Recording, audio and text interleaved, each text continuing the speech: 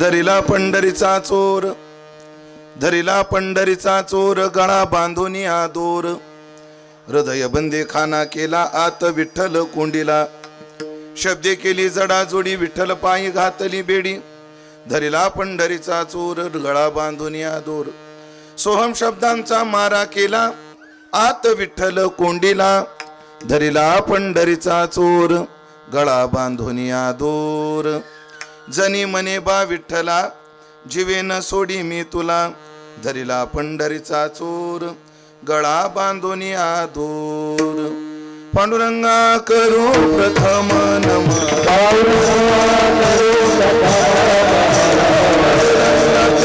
प्रथम नमः, सरे चरणा संताची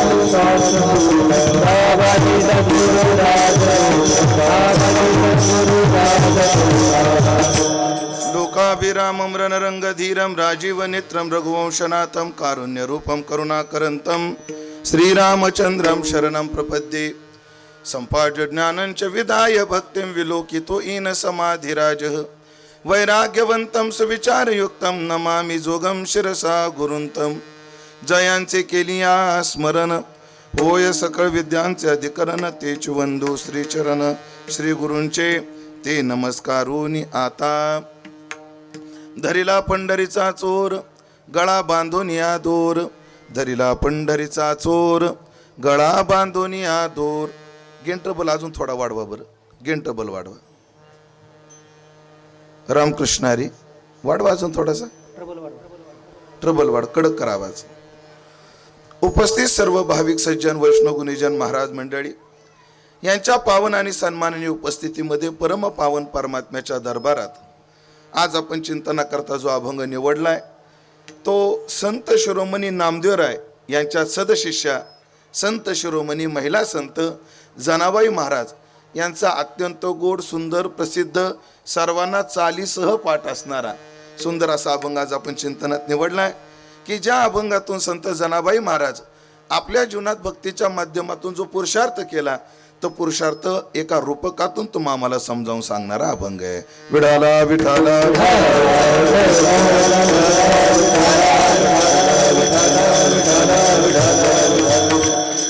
सर्व ग्रामस्थ मंडळी कडेठाण यांच्या संयोजनात साधू संतांच्या आशीर्वादाने गेल्या 50 वर्षापासून संपन्न होत असणारा हा भक्ती उत्सव याही वर्षी मोठ्या आनंदात मोठ्या उत्साहात आणि एका निमित्ताला धरून संपन्न होतो आहे.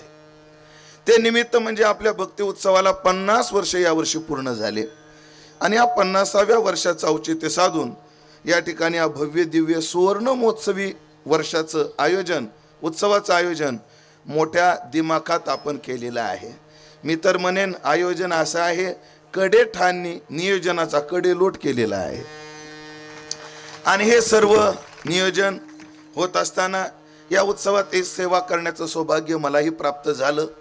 ते ज्यांच्यामुळं झालं या उत्सवाचे मार्गदर्शक माझे गुरुबंधू, आम्ही गुरुवर्य तात्यांच्या सहवासातली सर्व मंडळी, माझे गुरुबंधू परमार्थ पथावरील माझे स्नेही आदरणीय हरिभक्तीपरायण अविनाश महाराज यांच्या विशेष आग्रहातून संपर्कातून ही सेवा करण्याचं सौभाग्य प्राप्त झालेलं आहे.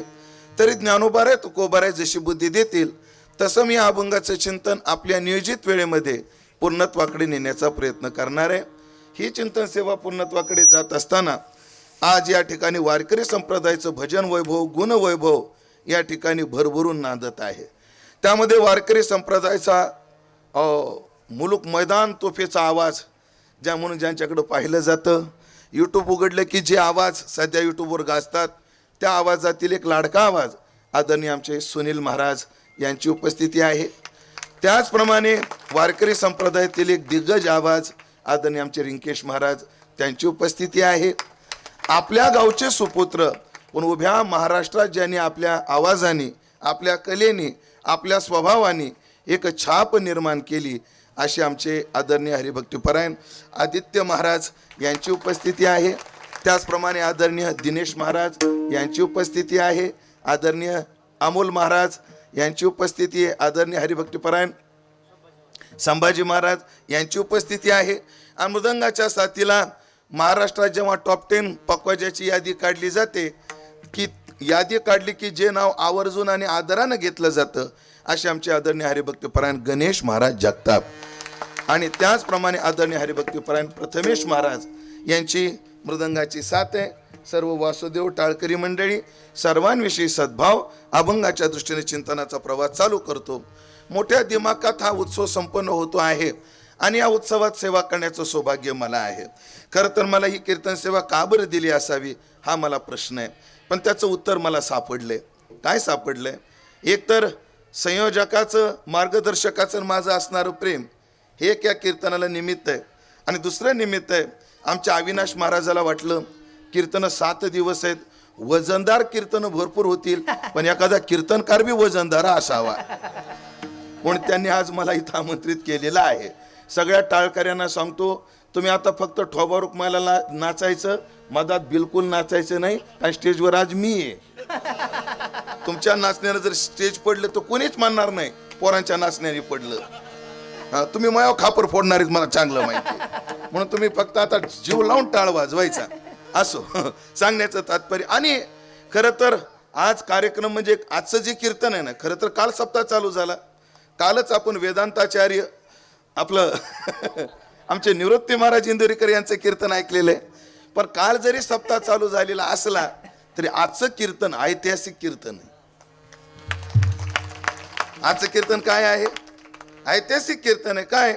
आपल्या गावातील 97 सप्त्यात होणारं पहिलं कीर्तन आज आहे. 97 कीर्तनाचा पांडा कुठून पडला? मग इतिहास रसायला माणसं सुद्धा तशीच पाहिजे आहे का नाही? भक्कम माणसं पाहिजे. म्हणून माझी योजना आहे आणि 97 तुम्ही कीर्तन केलं त्याबद्दल सगळ्यात आधी सगळ्या संयोजकांना आभार मानतो. खरं तर आपण 50 वर्ष झालं या उत्सवाचं आयोजन करत आहात, मोठ्या दिमाखात करत आहात, आनंदात करत आहात. पण आजचा हा सुवर्ण महोत्सव मला वाटतं अविनाश महाराज आदित्य महाराज हा सुवर्ण महोत्सव केवळ सप्त्याचा नाहीये. हा सुवर्ण महोत्सव केवळ सप्ताहाचा नाहीये. आतापर्यंत ज्या ज्या लोकांनी ज्या निष्ठेनं टिकवलाय त्या निष्ठेचा हा सुवर्ण महोत्सव आहे. मी जेव्हा आलो त्यानंतर आल्यानंतर मला सरपंचाने एक वाक्य सांगितलं आणि ते ऐकून माझी छाती भरून आली, डोळे भरून आले, डोळ्याच्या कडा ओल्या झाल्या. कारण त्यांनी सांगितलं महाराज आमच्या गावात 50 वर्षापासून जे अन्नदाते आहेत ते आज तागायत आहेत. की 50 वर्ष. एक सांगू का, आता फार काळ संपन्न झाला. आपण दळणवळणाने धान्याच्या बाबतीत फार संपन्न झालो, वादच नाही. पण त्या काळात एक वेळच्या जेवणाची मारामार होती. अशाही काळामध्ये या दातृत्वान मंडळीने अन्नदान केलं आणि यावर्षी तर कहरच आहे. दरवर्षी अन्नदान थोडं सीमित असेल, पण यावर्षी म्हणे 2-2, 2.5 हजार लोक काय होणार आहेत? जेवणार आहेत. पण जे पंक्ती देणार आहेत त्यांचं कौतुक आहेच, पण त्याच्यापेक्षा मोठं कौतुक आहे जे तरुण मंडळी वाढणार आहेत त्यांचं कौतुक जास्त केलं पाहिजे. का सध्याचा काळ असा आहे 1000 माणसाला जीव घालणारा 50 माणसाला वाढू शकत नाही. ऐकलं का माझं वाक्य?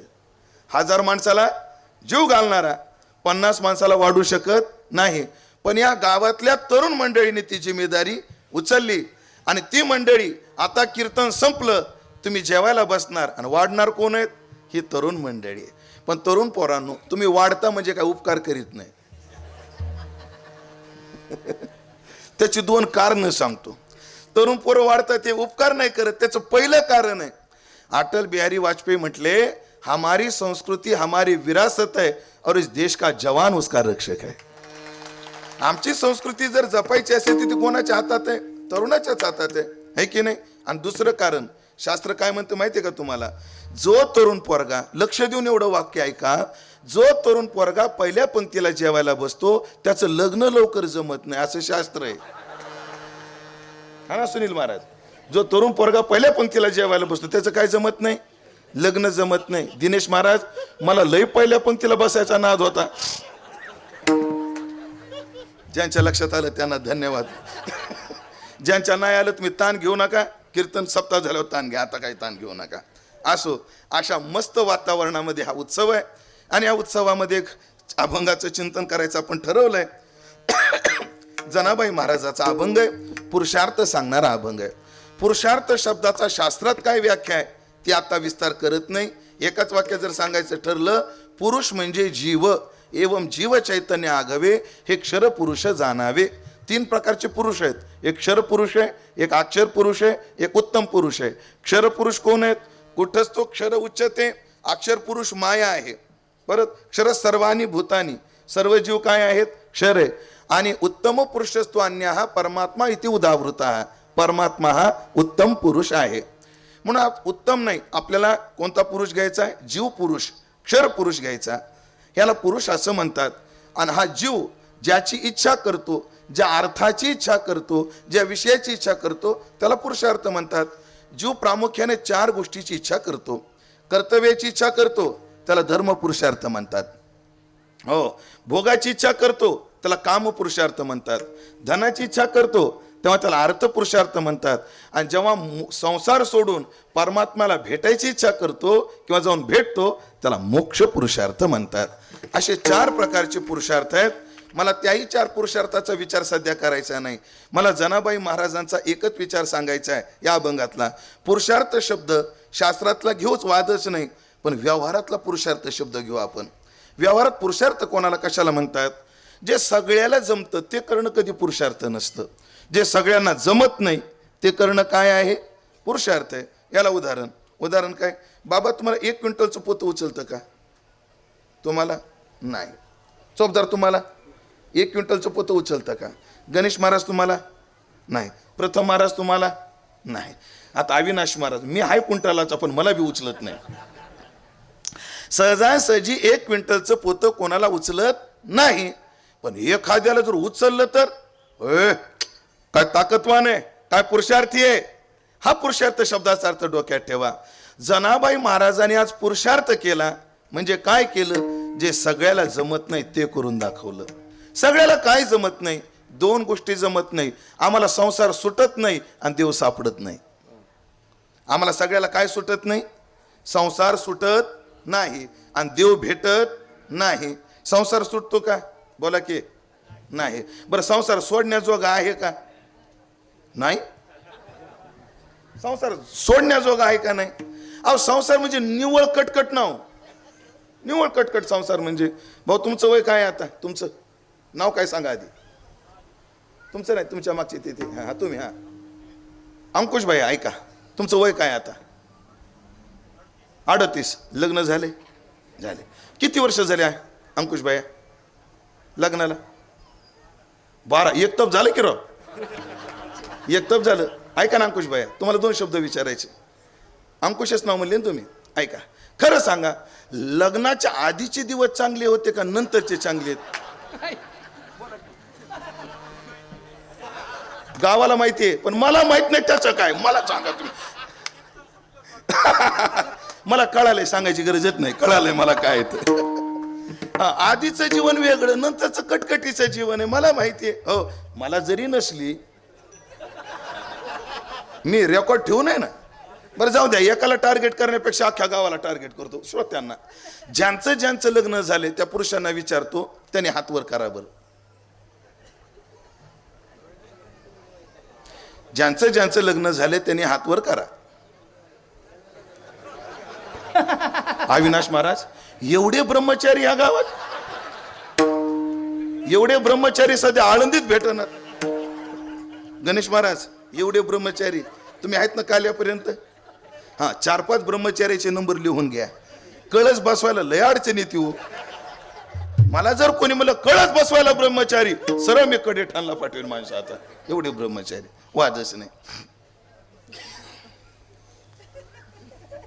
मला त्या वया गटाचा पोरगा. हा वया, तुझं नाव? रोहित. ऐक, ह्यांचे लग्न झालेत का? जवळजवळ. रोहित, झालेत का ह्यांचे लग्न? हात वर केले काही नाही? काय केलं नाही सांगू तुला? हे एवढे लग्नाला वैतागले, हात वर करायची वासनाच होत नाही यायची. बाळा, तुझी वेळ गेली नाही, सावध होय. माझ्या गाडी जागा आहे. बंडा तात्याच्या मागं मी, माया मागं उत्तराधिकारी तुला जय. अवघड आहे. संसार सोडण्यासारखाच आहे.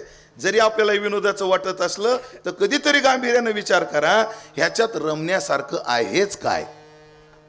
ह्याच्यात इथं राहण्यासारखं नाही असं मी म्हणत नाही, इथं रमण्यासारखं नाही, इथं राहावंच लागतं. जिना या मरना या, इसके सिवा जाना का.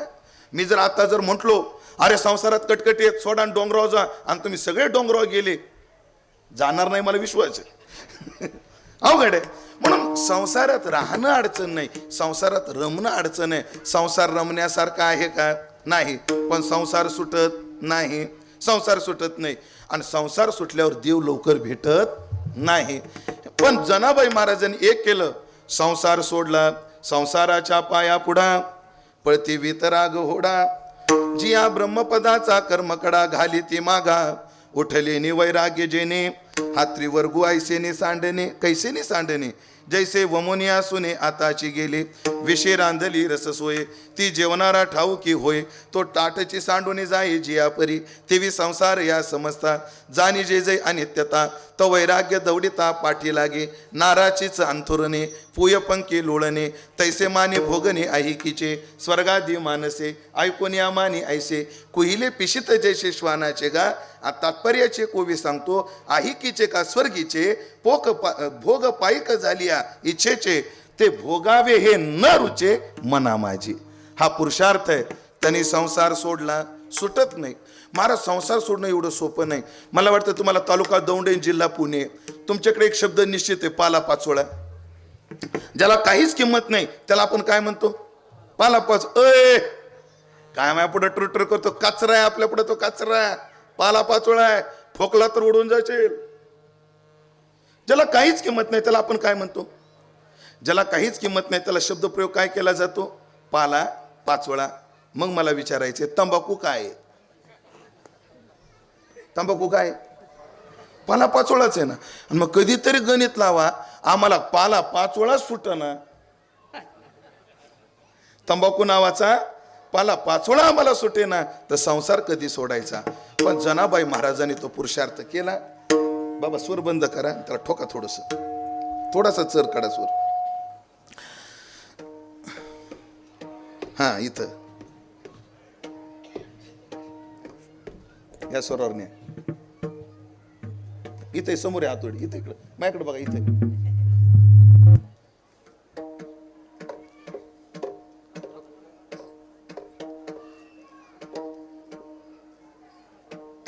तिकडून हा ना थोडस, हा ना खाली.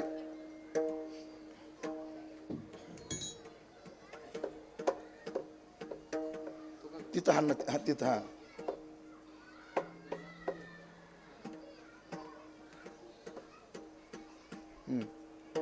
माईक चालू करा. विठाला विठाला विठाला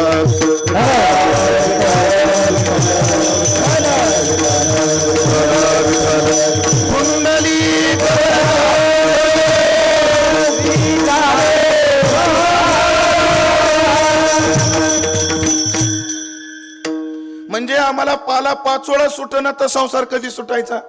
पण जनाबाई महाराजांनी तो पुरुषार्थ केला. ऐका मंडळी, संसार सोडला म्हणजे सगळं होतं असं नाही. आता शिक आम्ही नदीचा एक तट सोडलाय. तुम्ही भीमेच्या काठावरची माणसं आहेत. भीमा किती लांब आहे इथून? 4 ते 5 किलोमीटर आहे भीमा नदी. नदीला किती काठ असतात? 2. एक अलीकडचा काठ आहे आणि एक पलीकडचा काठ आहे. नदीला पाणी आहे का? जीव द्यायजोग आपलं म्हणजे भरपूर आहे का? भरपूर आहे का? आहे.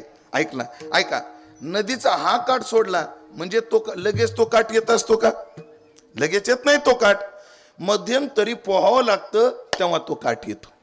तसं संसार सोडला म्हणजे लगेच देव भेटतो का? जसं हा काठ सोडला म्हणजे लगेच तो काठ सापडत नाही, त्याकरता हातपाय हलवावे लागतात, पोहावं लागतं. तसं संसार सोडला म्हणजेच लगेच देव भेटत नाही. संसार सोडल्यावर देव भेटण्याकरता साधना करावी लागते. मध्यंतरी काय करावी लागते? साधना करावी लागते. पण कल्पना करा, नदीचा काठ सोडला, पाण्यात उडी मारली आणि हातपाय जर हलवले नाही तर काय होतं? माणूस बुडून मरून जातो. तसा संसार सोडला आणि साधना जर केली नाही त्याचं परमार्थात पतन होतं. ध्यानात ठेवा, पतन होतं. मी आळंदीमध्ये 98 सालापासून राहतो. किती? 98 सालापासून. तेव्हा आमचे गुरुवर्य पांडुरंग महाराज वैद्य होते आणि पांडुरंग महाराज वैद्य आम्हाला पाठा सांगायचे. आणि त्या काळात आळंदीमध्ये जेवण जे होतं ते पंचक्रोशीतल्या गावावर अवलंबून होतं. फक्त मधुकरी एवढा सोर्स जेवणाचा होता ना. तेव्हा अन्नछत्र होते ना, कोणी आपल्या खोलीवर स्वयंपाक करून खात होतं. मेसी कन्सेप्ट आळंदी करतात तरी त्या काळामध्ये नव्हती, आळंदीत नव्हती. मग मधुकरी आणून खायचो आम्ही. आमचे वैद्यबाबा काय म्हणायचे? वैद्यबाबा म्हणायचे, बुवा हे लोक तुम्हाला मधुकर्या देतात, हो मधुकर्या देतात, आणि त्यांच्या मधुकर्या जर आणल्या आणि तुम्ही जर अभ्यास केला नाही, साधना केली नाही, तर ज्यांच्या भाकरी खाल्ल्या त्यांच्या घरी बैल होऊन त्यांचं फेडावं लागेल म्हणायचे. कोण म्हणायचे? वैद्यबाबा म्हणायचे. आणि योगायोग असा आहे, आळंदीच्या परिसरात सगळे बैल पांढरे आहेत. तुम्ही अजून चला फिरायला माझ्यासोबत. त्या आळंदीचा जेवढा पट्टा आहे ना तेवढ्या पट्ट्यात बैल कसे आहेत दिनेश महाराज? पांढरे बैल आहेत. काय योगायोग आहे मला माहित नाही, पण संत कधी खोटं बोलणार नाही. सांगण्याचं तात्पर्य काय? मला एवढंच सांगायचंय की साधना करावी लागते. म्हणून ऐकलं का मंडळी? सध्या क्रिकेटर मजेत आहेत, सिनेस्टार त्यांची मजा आहे, व्यापाऱ्यांची मजा आहे, महाराज लोकांची बी मजा आहे. माझ्याकडे बघून अंदाज येतच असेल तुम्हाला, आणि खरंच मजा आहे. महाराज मंडळी एवढा जीव लावतो हा समाज आपल्याला. आपण जेव्हा यांच्या घरी जातो तेव्हा 1 नंबरची खोली आपल्याला असते, 1 नंबरचं बेडशीट आपल्याला असतं, घरातलं सगळ्यात भारीचं पांघरायचं आपल्याला असतं, घरात सगळ्यात चांगला झालेला पदार्थ आपल्याला खायला असतो, पोटभर असतो. घरामध्ये कधी कितीतरी वेळेला आम्ही पाहतोय मोठी मोठी माणसं फॅनला झोपतात, आम्हाला एसी मध्ये झोपवतात. मग लोक जर आमची एवढी सुविधा देत असतील तर या लोकांचं खाल्लेलं जर आम्हाला फेडायचं असेल तर आम्हाला साधना करावी लागेल. ध्यानात ठेवा, काहीतरी देवाचं नाव घ्यावं लागेल, काहीतरी साधना करावी लागेल. साधना केल्याशिवाय जमणार नाही, त्याला पर्याय नाही. साधना करावी लागते. मला वाटतं परमार्थिकाने नाही, परमार्थिक माणसाने, परमार्थिकानं म्हणण्यापेक्षा सगळ्यांनीच परमार्थ करताना डोंबारणीला गुरु केलं पाहिजे. त्या डोंबाऱ्याचा खेळ पाहिलाय का तुम्ही? ते खेळाचं फार कौतुक आहे. त्या खेळात असं असतं गणेश महाराज, इकडून एक बांबू असतो, इकडून एक बांबू असतो, त्याला आडवी काय बांधलेली असते? दोरी. आणि ती डोंबाऱ्याची बाई त्या दोरीवर काय करते? चालते. तिचा नवरा खाली ढोल वाजवतो, तिचा नवरा खाली काय वाजवतो? ढोल वाजवतो. परत तिचा मुलगा म्हणा कोणीतरी घरातला एक सदस्य अशी प्लेट घेऊन फिरतो. लोक म्हणतात, वा काय साहस आहे बाईचं, वा काय बाईचं साहस आहे, काय बॅलेन्स आहे, कशी दोरीवर चालते. लोक स्तुती करतात, लोक पैसे टाकतात. पण ती दोरीवर चालणारी जी बाई आहे तिचं लक्ष कशाकडे असतं? ढोलाकडे लक्ष आहे, लोकांना दिलेल्या पैशाकडे आहे, लोकांना केलेल्या स्तुतीकडे आहे? नाही, तिचं लक्ष कुठे आहे? दोरीकडे. तिला पक्क माहित असतं, नजर हाटी दुर्घटना घटी. ती ना कोणाच्या स्तुतीला भीक घालते, ना कोणाच्या सत्काराला भीक घालते, ना कोणाच्या पैशाला भीक घालते. ती फक्त ध्येयाकडे लक्ष ठेवते. तद्वत परमार्थिकांनी परमार्थाच्या पंथावर आपल्या साधनेकडे लक्ष ठेवलं पाहिजे. कोणाच्या स्तुतीला आणि कोणाच्या सन्मानाला भुललं नाही पाहिजे. आणि भुलण्यासारखं काय महाराज? हे आता नवीन काय काय फॅड निघाली, बोलतो प्रगटच. हे ठोबा रुक्मायला आमच्या अंगावर फुलं टाकायची सवय आली बघा, आता क्रेज आली. काय टाकले जातात? फुलं टाकले जातात. तुमच्या माहितीच तो सांगतो, ते ताजे आणलेले नसतात.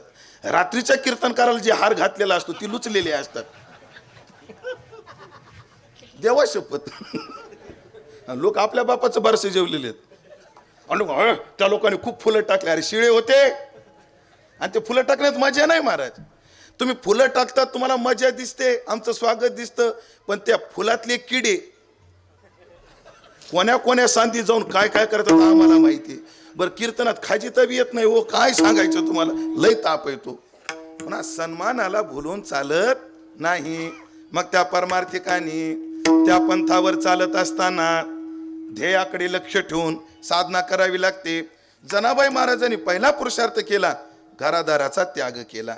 हो हो, जाळोनी संसार बैसलो अंगणी, संसार आगी आपोलेनी हाते, लावोनी मागुते पाहून ये, लावोनी मागुते पाहून ये.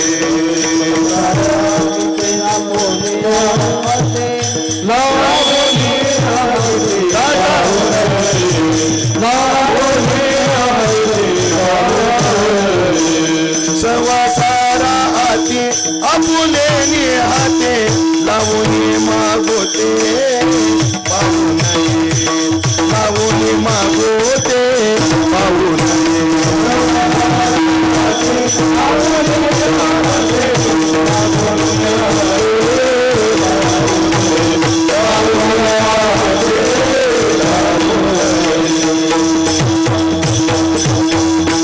महाराज एकदा संसार सोडला आणि जनाबाई महाराज आई वडिलासह पंढरपूरला आल्या. आणि पंढरपूरला आल्यानंतर नामदेवाच्या कीर्तनात रमल्या आणि पंढरीतच राहिल्या. अर्थात संसाराच्या त्यागाचा पुरुषार्थ केला, त्यागला. संसार सुटत नाही पण त्यांनी सोडला. दुसरी गोष्ट, साधना सगळ्याला घडत नाही, त्यांनी केली. साधना बी सगळ्याला घडत नाही. बरेच लोक अशी तुम्हाला दाखवू का, कीर्तनात येऊन तोंडाला देवाचं नाव येत नाही. हो, विठाला विठाला, आपापला सातबारा सांभाळून तपासून पहा. सहजासहजी येत नाही महाराज. एकदा मला फोन आला, ते चुकून येतो त्याला काय म्हणतात, रॉंग नंबर म्हणतात. आणि मला फोन आला तर आमची एक पद्धत आहे, कोणाचाही फोन येऊ, जय हरी रामकृष्ण हरी, तुम्ही आम्हाला रात्री 12ला फोन करा, नाही तर 2ला करा. आम्ही किती गाढ झोपेत असो, जर आम्ही फोन उचलला तर अमोल महाराज आमच्या तोंडात शब्द काय, जय हरी रामकृष्ण हरी. कसं वाटतं ऐकायला, बोला की, छान आहे की नाही. आला एकाचा फोन, मी उचलला, म्हणलं जय हरी. आता पुढून उत्तर काय यायला पाहिजे, बोला की, जय हरी. मला पुढून उत्तर आलं, मायला फोन बोलायला लागला वाटत. देवा शपथ, घडलेली घटना आहे. म्हणजे ते शब्द मोजा तुम्ही. त्यानं एवढं वाक्य वापरलं पण जय हरी म्हणलं नाही. महाराज, साधना घडणं एवढी सोपी गोष्ट नाही. जनाबाई महाराजांनी तेही केलं आणि साधना शेवटापर्यंत जाणंही सोपं नाही. आणि जनाबाई महाराजाची साधना शेवटापर्यंत गेली. चला, मला पुरुषार्थ पटवून द्यायचा आहे. सगळ्याला संसार सुटत नाही, जनाबाई महाराजांनी सोडला, पुरुषार्थ आहे. सगळ्याला साधना घडत नाही, जनाबाई महाराजांनी केली, हा काय आहे, पुरुषार्थ आहे. सगळ्याची साधना देवाला प्राप्तीपर्यंत जात नाही. देहग्रामी होणे निघाला, अस्तेची या वाटे लागला, आत्मसिद्धीच्या पुढीला नगरा यावया, तो आत्मसिद्धी न भेटीची, मागुते न एववेची, आस्था गेला माझारीची आयुष्य भानू. सगळ्यांची साधना शेवटापर्यंत जात नाही, पण जनाबाई महाराजाची साधना शेवटापर्यंत गेली. आणि जनाबाईला देव भेटला, जनाबाईने देव धरला.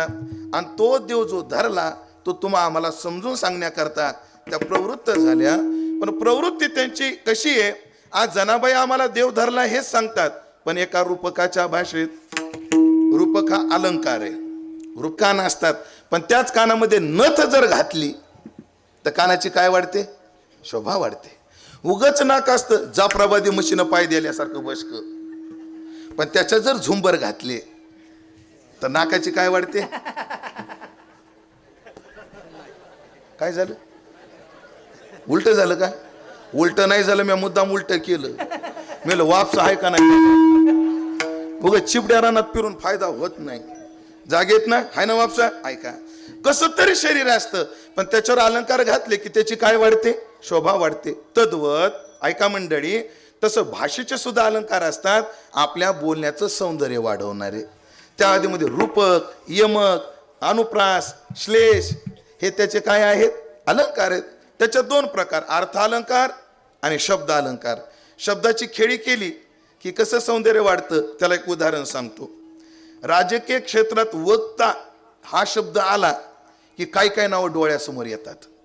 वक्ता म्हटलं की एक नाव डोळ्यासमोर येतं, अटल बिहारी वाजपेयी, प्रमोद महाजन, सुषमाजी स्वराज, आणि एक दमदार भाषणाचा आवाज आम्ही यावर्षी गमावला अजित दादा. एक आवाज आम्ही काय केलाय, गमावलाय. बाळासाहेब ठाकरे हे भाषणामध्ये काय आहेत, हातखंडा असणारी माणसं आहेत. हो, फार मोठी माणसं आहेत. कोण ही? संजय राऊत तुम्ही म्हणले का आता? नाही, असू द्या, असू. ही नाव ते अटल बिहारी वाजपेयींच्या बोलण्याचं सौंदर्य मला सांगायचंय की भाषा अलंकारिक असली की त्याचं काय वाढतं, सौंदर्य वाढतं. ते अटल बिहारी वाजपेयी एकदा बिहारमध्ये गेले आणि बिहारमध्ये अटल बिहारी वाजपेयींची अशी सभा झाली, न भूतो न भविष्यती. म्हणजे सभेचे सगळे रेकॉर्ड मोडले. कोणी? अटलजीने. आणि मग एवढी विरोधकाच्या सभेला गर्दी झाली की विरोधकाचं पोट दुखणं काय आहे, क्रमप्राप्त आहे. मग बिहारचे लालू प्रसाद यादव यांनी तेव्हा अटलजीवर टीका केली. कोणावर? अटलजीवर. हमार बिहार मा तोहार का काम आहे, असं कोण म्हटले? लालू प्रसादजी यादव म्हटले. त्याचं उत्तर दुसऱ्या दिवशीच्या भाषणामध्ये अटल बिहारी वाजपेयीने एवढं गोड दिलं होतं आदित्य महाराज. दुसऱ्या दिवशी अटल बिहारी वाजपेयी म्हटले, जब हम कल बिहार गए, ऐकताय ना, लय गोड आहे. जब हम कल बिहार गए तब हमारे भाई लालू जी ने हमसे कहा, हमार बिहार में तोहार का काम है, लेकिन मैं लालू जी से कहना चाहता हूं, लालू जी आप केवल बिहारी हो, हम अटल बिहारी है. त्याला म्हणतात सौंदर्य. भाषेचं काय आहे? सौंदर्य. आणि अशी अलंकारिक भाषा आपल्या भाषेचं सौंदर्य वाढवते. आणि त्या अलंकारातलं एक अलंकार आहे रूपक अलंकार. त्याचे खूप प्रकार आहेत. सांग रूपक, आनंग रूपक, अधिक रूपक, न्यून रूपक. ती सगळी लक्षणं सांगायला आपल्याला वेळ नाही. आपल्याला फक्त एवढंच सांगायचं, आजचं रूपक आहे आणि सांग रूपक आहे. सांग रूपकामध्ये सगळ्या क्रमाला अभिप्रेत धरून केलं जातं. चला, हे सांग रूपक आहे.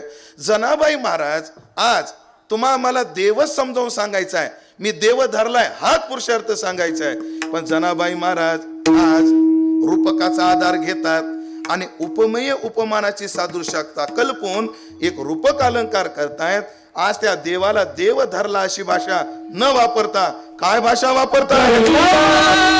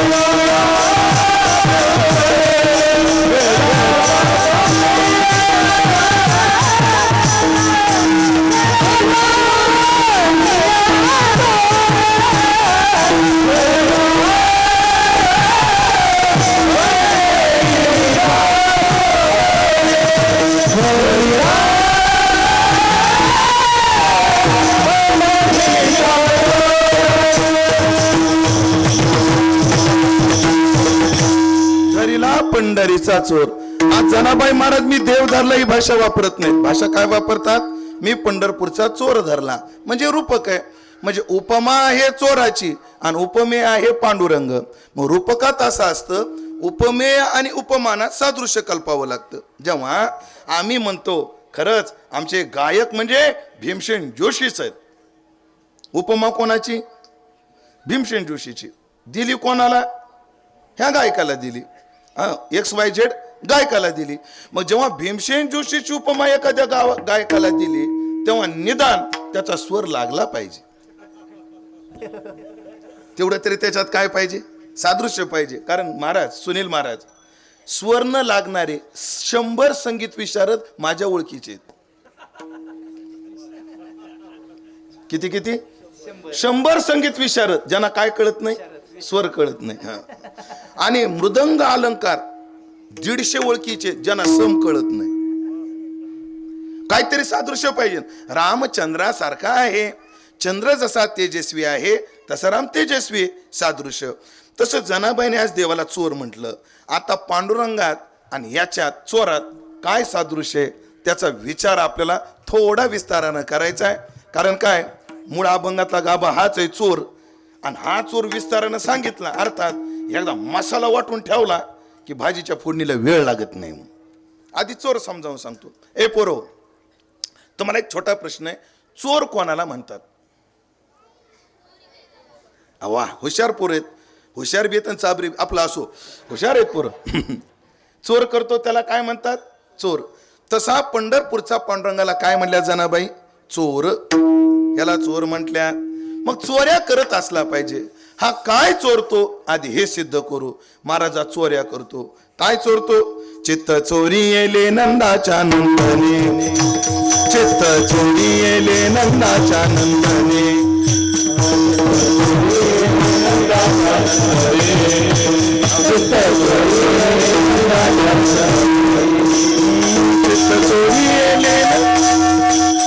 असो. चित्त चोरी येले नंदाच्या नंदने, तुका म्हणे येणे गरुड ध्वजे.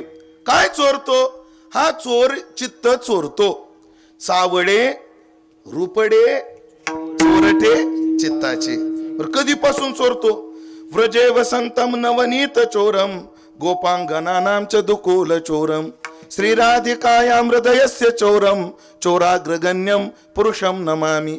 हा चोर आहे. काय चोरतो? चित्त चोरतो. कसं चोरतो हे सांगण्याकरता गोकुळात एकदा जावं लागेल आपल्याला, त्याच्याशिवाय मजा नाही. काल्याचे कीर्तन कोणाचे? समाधान महाराज शर्मा. खरं तर मी आता पुढची लीला सांगणं गोकुळातली म्हणजे समाधान महाराज शर्माचा धुरा कोरणे, पण माणूस बागायतदार असल्यामुळे मी ढेलं जरी कोरलं तर काही फरक पडायचा नाही. लीला आहे का? गोकुळात काय झालं? कसं चोरतो चित्त. गोकुळातले उदाहरण द्यायचं, कारण गोकुळातलाच परमात्मा पंढरपूरला उभा आहे. पुंडलिकाच्या भावार्था आणि गोकुळे उनी झाला येता प्रमाण आहेत आपल्याकडे. म्हणजे आता पांडुरंगाच्या रूपात कसं चित्त चोरलं आणि कृष्णाच्या रूपात कसं चित्त चोरलं ते ऐका. काय झालं? गोकुळात एक म्हातारी गोपी आपल्या सुनाला पुढे घेऊन बसली. सोनबाई लक्ष दे, आपलं घरानं मोठ्याच आहे, कसंही वागून चालत नाही. सोनबाई मोठ्यांसमोर मोठ्याने हसायचं नाही. हो, आपल्याकडे संकेत होता महाराज. आपल्याकडे काय संकेत होता? स्त्रीनं 3 गोष्टी कोणाला दिसू द्यायच्या नाही. कोणत्या 3 गोष्टी? डोक्यावरचा केस, पायाचा नख आणि तोंडातले दात. मर्यादा 3 पाहिजे. पायाचं नख दिसू द्यायचं नाही म्हणजे पायापर्यंत साडी नेसायची. हो, केस दिसू द्यायचे नाही म्हणजे डोक्यावर पदर घ्यायचा. आता राहू द्या, मी जुनं सांगायला लागलोय. आणि 3री गोष्ट, बाहेर कुठं गेल्यावर नवीन माणसासमोर मोठ्याने हसायचं नाही. बाईनं कसं हसलं पाहिजे? दात न दिसता हसलं पाहिजे. असं नाही, शूर्पणखा उधळल्यावानी. बाईनं कसं हसावं मी तेही दाखिलं असतं, पण तुम्ही उगाच शंका घेता, उगा खाजून अवधान आणत नाही. ह्या ब्रह्मचार्याला एवढं बारीक कसं माहिती? उगा पुन्हा तुम्ही म्हणाल मी अभ्यास केलाय म्हणून सांगू शकतो. असो. सन्माय नीट राहायचं. आणि सगळ्यात महत्वाचं, संध्याकाळच्या वेळेला दरवाजात उभं राहायचं नाही. सकाळच्या वेळेला दारात उभं राहायचं नाही. कोण म्हणू लागली? ती म्हातारी सून. कोणाला? या तरुण सुनाला. पण ही सासू काय करायची मोठी गवळण, ही सुनाला दारात उभं राहू द्यायची नाही, पण सकाळ संध्याकाळ ही दारात उभी राहायची. कोण? ही म्हातारी सून. एके दिवशी या सुनानं शेजारच्या बाईला विचारलं, काहो काकू एक बोलू का? म्हणे बोल ना. म्हणे माझी सासू मला म्हणते सकाळ संध्याकाळ दारात उभं राहायचं नाही. म्हणे मग? आणि ती स्वतः उभी राहते, काय कारण असेल? म्हणजे तू बघ ना, शेजाऱ्याचा संसार सुखासुखी चालावा म्हणून अशा परोपकारणी शेजारणी असतात. आणि तू बघ, म्हणजे त्या भांडतील ना, बोलतील ना, रागवतील ना, ते तसं नाही करायचं. मग ती दारात गेली, गच्चीवर जायचं, वरून बघायचं काय बघती. ह्या जुन्या बाया नवीन पुरीला अशा तयार करतात. आणि मग सकाळ झाली, ती गोपी दारात उभी होती आणि काय करत होती? आता मी प्रयत्न करतो बरं. माझा आवाज काही एवढा गोड नाही. देवाने आम्हाला आवाज देताना लय कृपणता दाखवली आणि नको तिथं मोकार उदार झाला. बघा देवाला काय काय गोष्टी कळत नाही.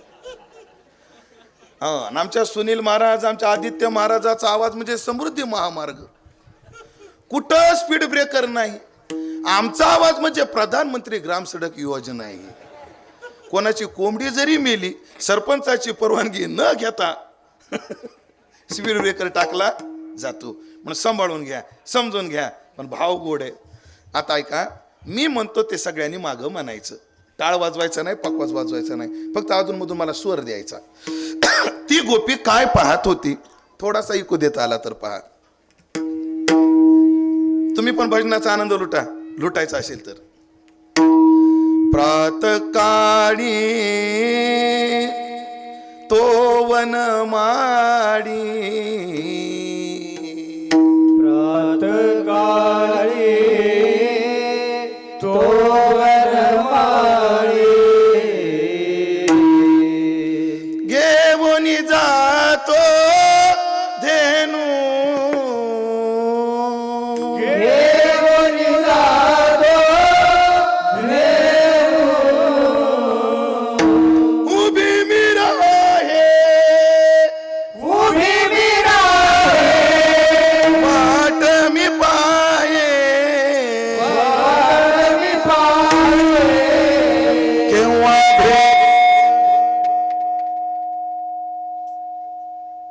केव्हा भेटेल मम कानू, केव्हा भेटेल मम कानू, अधरी. असू द्या, चला ऐका. प्रातःकाळी तो वनमाळी घेऊन जातो धेनू, सकाळच्या वेळेला तो काना गायी घेऊन जातो ते पाहण्याकरता. आणि संध्याकाळच्या वेळेला अटतीयत भवान नन्य काननम त्रुटिर्युगायते त्वाम पश्यताम. कृष्णा, जेव्हा सकाळी तू गायी घेऊन जातोस ना, तर संध्याकाळी वाटतो तू कधी परत येशील. शब्द लय गोड आहेत महाराज. आपण पांडुरंगाचे भक्त आहेत म्हणून पुढच्या शब्दाचा प्रयोग करतोय. काय प्रयोग करतोय ऐका. सकाळी जाताना कृष्ण आहे आणि संध्याकाळी येताना पांडुरंग आहे. पांडुरंग शब्द हा रंगवाचक आहे, रंगवाचक आहे. देवाचे काही नाव स्थलवाचक आहेत. देव विटेवर उभा आहे, हो म्हणून विठ्ठल आहे. तसा तो पांडुरंगाचा आहे म्हणून पांडुरंग आहे. पांडुरंग कशाला म्हणतात ऐकलं का? सावळ्या माणसाच्या तोंडावर जेव्हा गायच्या पायानं उडलेली धूळ बसते तेव्हा जो रंग तयार होतो त्याला पांडुरंग म्हणतात. म्हणून हा गायी चारता चारता पंढरपूरला आल्यामुळे हा रंगाना आधी सावळा आणि त्याच्यावर गायची धूळ बसली, पांडुरंगानं आला म्हणून आम्ही त्याला पांडुरंग म्हणतो. ध्यानात ठेवा. तो कसा आहे? पांडुरंग. पण रंग कसा पाहिजे? सावळा. कोणासारखा? मी कसा आहे? बोला की गोरा नाही, नाही एवढी फाजील स्तुतीची मला अपेक्षा नाहीये. रिंकेश महाराज, मी गोरा आहे का काळा आहे? काळा पण नाही, गोरा पण नाही. मी कसा आहे? सावळा ग चिमणा माझा. पुढचं नका म्हणून, बस एवढंच एवढंच. असो, सावळा वो हरी सावळा वो. कसा रंग आहे? सावळा रंग आहे. आणि मग संध्याकाळच्या वेळेला गाय घेऊन येतो तेव्हा पाहण्याकरता ही गोपी आज वरून पाहत होती. कोणाकडं? ती लक्षात आहे ना गोपी?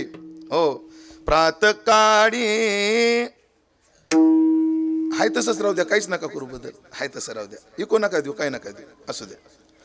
प्रातकाळी तो वनमाळी घेऊन जातो धेनू उभी मी राहे, उभी मी राहे, उभी मी राहे, वाट मी पाहे, वाट मी पाहे, तेव्हा भेटेल मम कानू, केव्हा भेटेल अधरी धरुनी वेणू, अधरी धरुनी वेणू, अधरी धरुनी वेणू, अधरी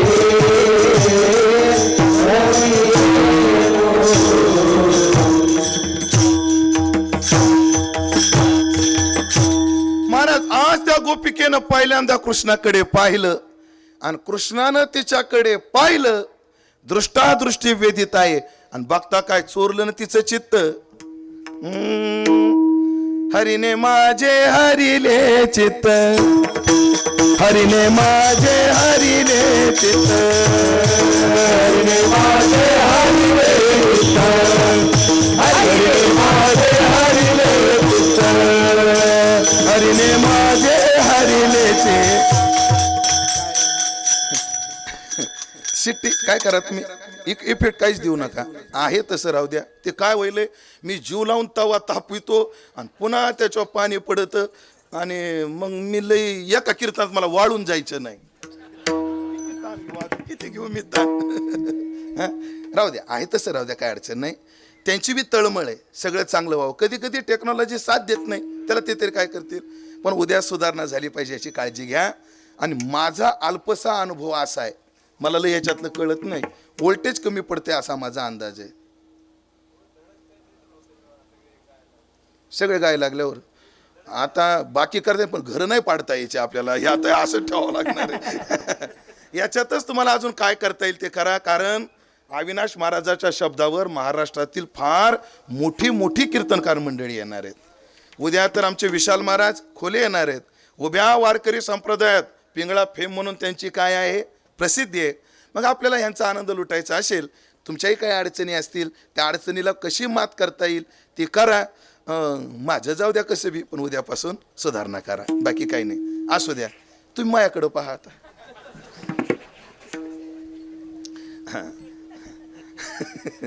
काय सांगू लागलो काय माहित नाही. हरीने माझे हरीने माझे हरिले चित्त, चित्त चोरलं. खाली आली सासू मुले, माझी मिस्त्रीची डबी कुठे आहे? तिनं काजळाची डबी दिली. तिने अगं मला कीर्तनाला जायचं, चप्पल कुठे? तिनं लुगडं आणून दिलं. आणि तिच्या कामातला विक्षिप्तपणा दिसला आणि तिच्या लक्षात आलं आज घोटाळा झाला. ती म्हणली खरं सांग, संध्याकाळी दारात उभी राहिली होती का, सकाळी दारात उभी राहिली होती का? पण ऐकलं का, माणूस कुठपर्यंत भेटतो, जोपर्यंत देव भेटत नाही तोपर्यंत.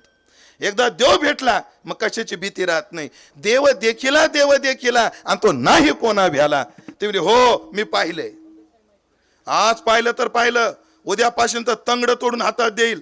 ती म्हणली मुंडकं कापून घ्या, पण मी त्याला पाहिनच. कारण त्याची एकदा चटक लागली ना मग ते सूड येत नाही. दारूची नशा बरी, देवा शपथ, दारूची नशा बरी, पण कीर्तनाचं लय वाईट. ही परमार्थाची नशा लय वाईट. महाराज लॉकडाऊन मध्ये मागानं का व्हायना पण भेटत होती. काय हा दारू. पण उभं वारं सुटलं का नाही. महाराज आमच्या एका कीर्तनकारांनी कीर्तन करायला भेटत नाही, ही सेवा करायला भेटत नाही, जीवच सोडून दिला बाबा महाराज इंगळेंनी. जिथं देवाचं कीर्तन घडत नाही, भजन घडत नाही, जगायचं कशाला. म्हणून ही नशा लय वाईट. म्हणून मी कायम सांगत असतो, गणेश महाराज तुम्ही सगळे ऐका, लग्न झाले, रिंकेश महाराज तुमचं, अमोल महाराज तुमचं, तुमचं आदित्य महाराज हा नाही होय, तुमचं दिनेश महाराज, मग आपण दोघंच राहिलो काय.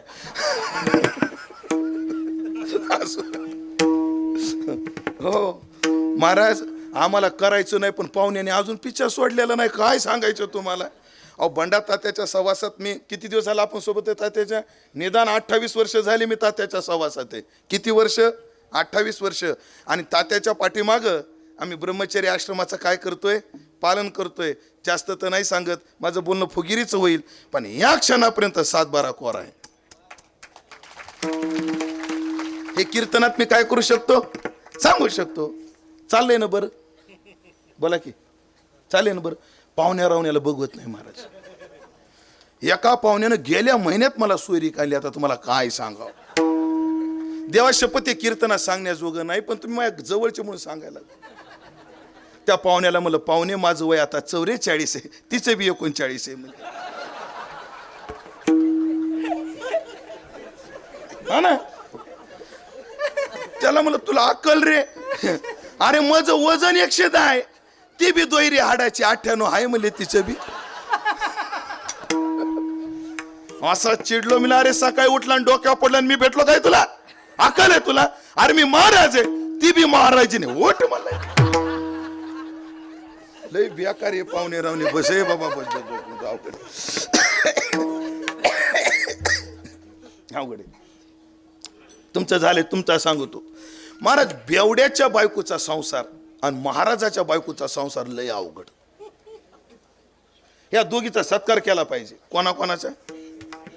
बेवड्याच्या बायकोचा आणि महाराजाच्या बायकोचा काय केला पाहिजे, सत्कार केला पाहिजे. पण दोघीत आधी कोणाचा करायचा, तर महाराजाच्या बायकोचा आधी करायचा.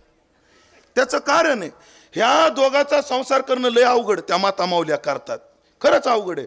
पण महाराजापेक्षा बेवड्याच्या बायकोचा संसार जरा सोपा. त्याचं कारण काय, ते पिऊन का होईना पण संध्याकाळी घरी येत.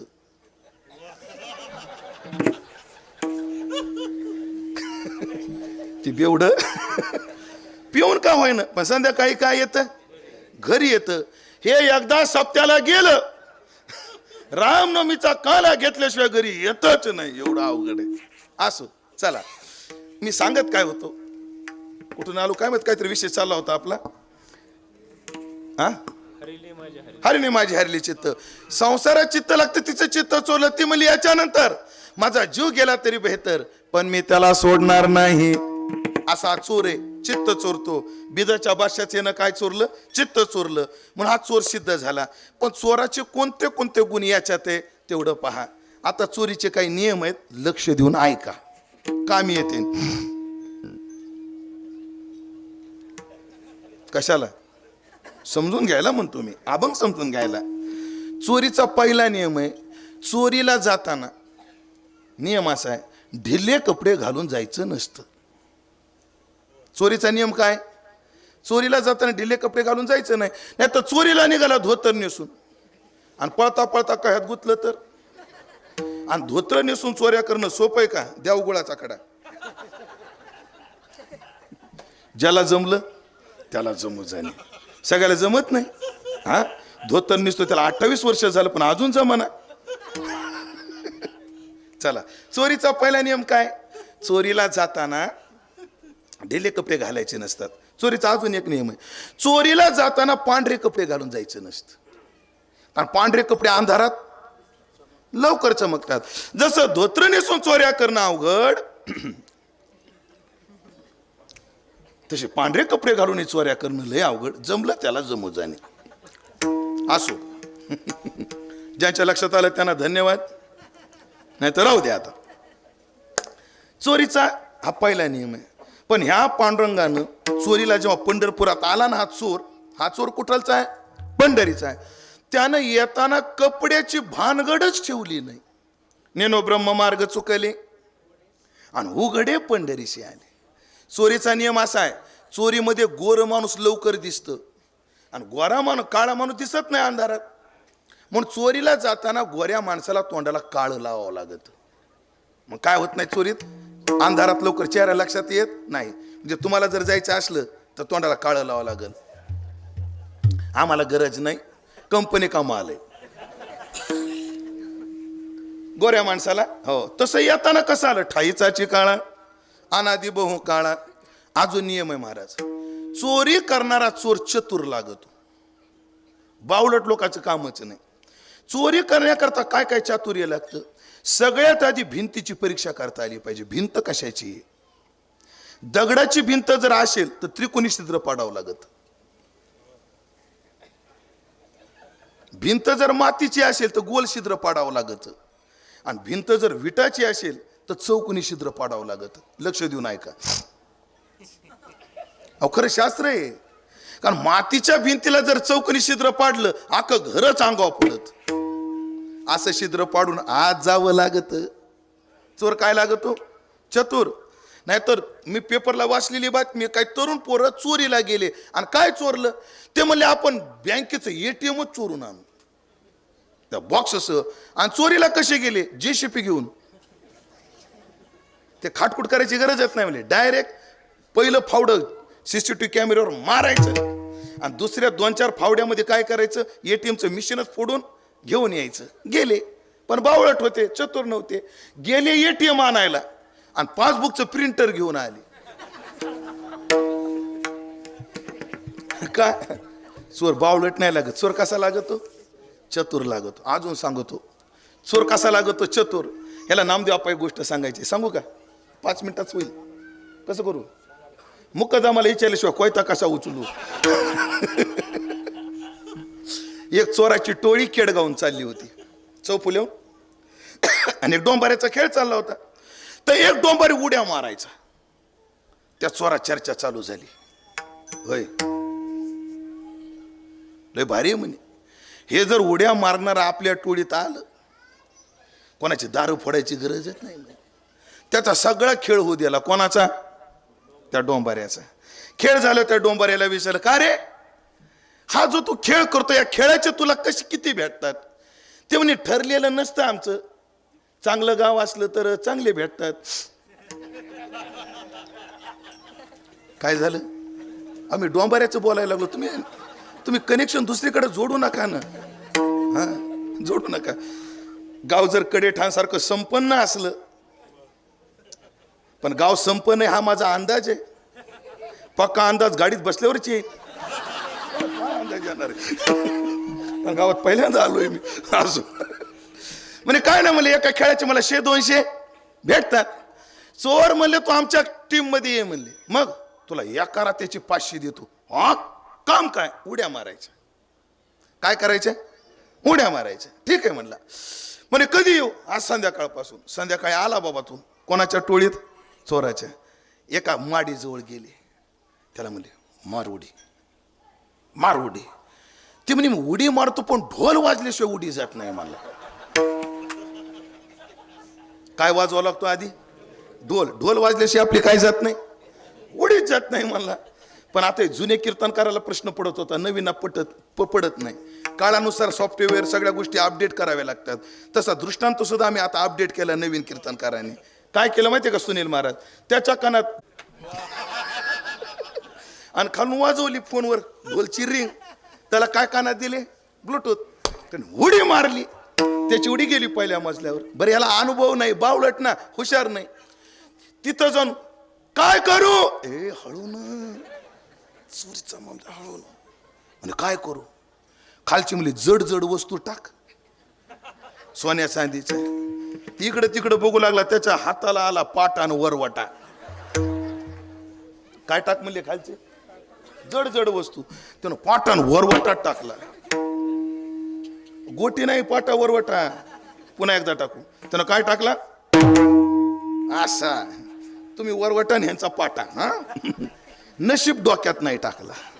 हे बावट असं नाही, पांढरं पांढरं म्हणजे चांदीचे भांडे. त्याने इकडे तिकडे पाहिलं, त्याला पिठाचा डबा सापडला. त्यानं पिठच उचलं. अरे बावट असं नाही, पिवळा पिवळा माल. म्हणजे काय? सोनं. तो पिवळा पिवळा माल म्हणला. तिकडं तिकडं बघू लागला. त्या घरात 2 लेकरं होते. त्या घरात काय होते? लहान लहान. आणि काय टाकायचा माल? पिवळा पिवळा माल टाकायचा आहे. हा, 2 लेकरं होते. आणि ऐका ना, तुम्ही गडबड करताय. मला वाटतं तुम्ही गडबड करताय. आणि त्या 2 लेकराला जत्रेतून पिवळ्या भावल्या आणल्या होत्या, त्या पिवळ्या टाकल्या, असं मला म्हणायचं होतं. तुमच्या डोक्यात आलं होतं तसं मला म्हणायचं नव्हतं, पण तुम्हाला जर तसं वाटत असेल तर मला तसंच म्हणायचं होतं. अर्थात असा बावळट चोर चालतो का? नाही. चोर कसा पाहिजे? चतुर. तसा पंढरपूरचा चोर आहे ना, हा कसा आहे? चतुरा तो शिरोमणी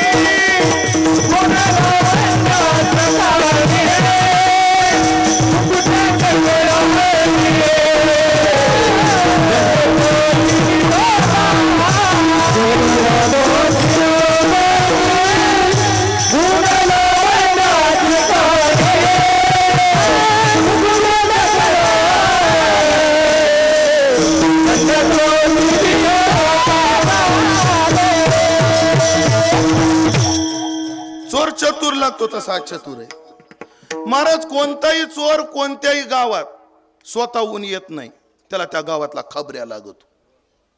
हा नियम आहे. चोर महाराज कडेठाण मध्ये कधी चोर मानानं येत नाही, त्या गावातला काय लागतो? खबऱ्या. त्याचा फोन ऐकायचा का तुम्हाला? खबऱ्याचा ऐका. हॅलो हॅलो, कुठे आहे? दौंडला. या मग आज कडेठाणला. काय भारी माले. किती? 35-40 तोळे. 35-40 तोळे.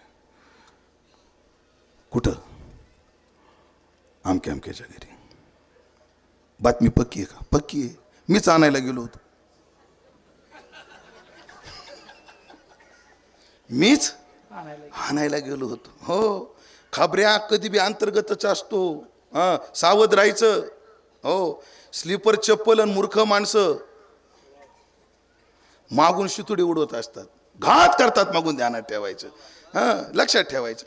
आणि मग कोणाच्या तरी आधारानं चोर येतो. हा पंढरपूरचा चोर कोणाच्या आधारानं आला? तर पुंडलिके थारा आणि देवने आणले या चोरा. पुंडलिकरायानं काय आणला? हा चोर इथे आणला. सवे तुकया मेला आणि त्याने आगुना आणला. महाराज चोऱ्या करण्यात किती चतुर आहे. एकच गोष्ट सांगतो, देवाशपथ आता 8 तास घेतो.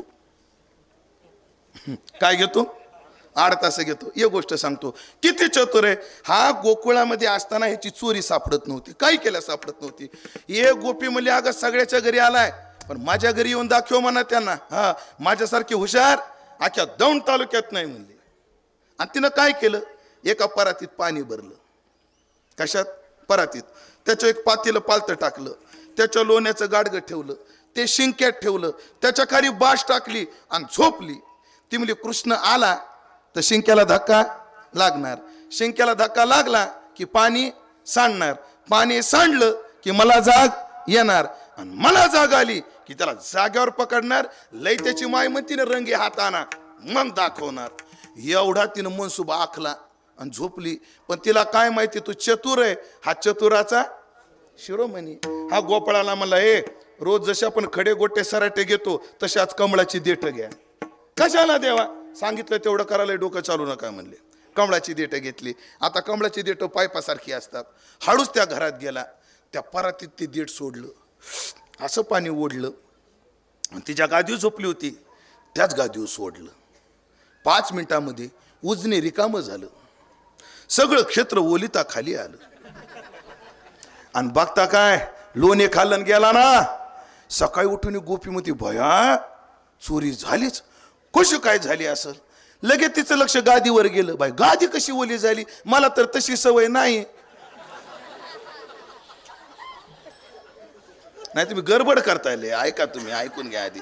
म्हणजे झोपताना पाण्याचा तांब्या उशाला घ्यायचा आणि तो अंथरुणावर लावून अशी तुमच्या डोक्यात आलं तसं काही नाही. हा, चांगला विचार करा. एवढा चतुर आहे, पक्का चोर आहे. हा चतुर आहे. भरपूर त्याचे सादृश्य आहेत. आपल्याला पुढेही जायचंय. चोर चपळ पाहिजे महाराज. चोर कसा पाहिजे? चपळ.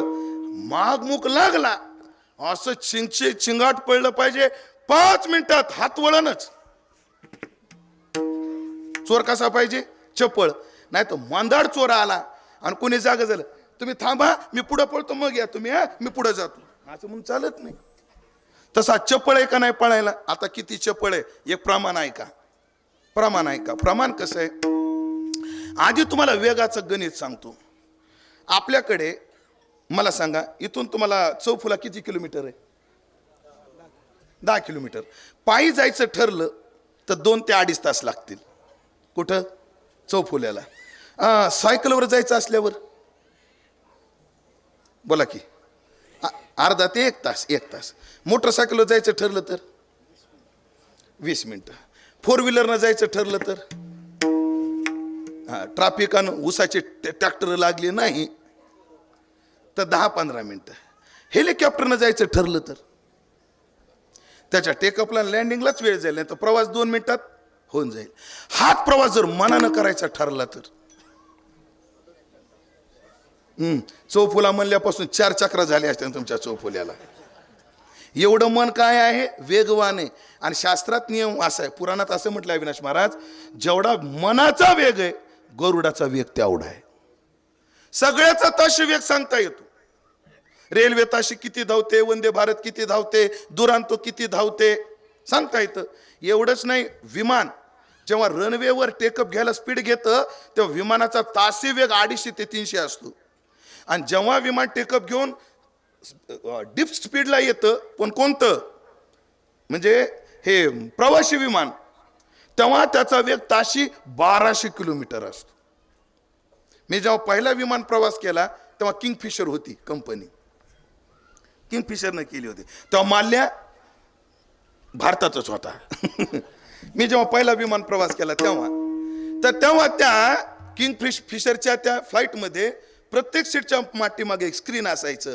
सध्या आपलं विमान काय स्पीडनं पळतंय, सध्या कोण्या भागावरून जातंय, बाहेर टेम्परेचर काय, हे सगळं ते काय, ऑक्सिजनची लेवल काय, हे सगळं त्या स्क्रीनवर यायचं. आणि आमची जिज्ञासी वृत्ती असल्यामुळे पहिला प्रवास तात्यासोबत पुणे ते दिल्ली किंगफिशरनं केला.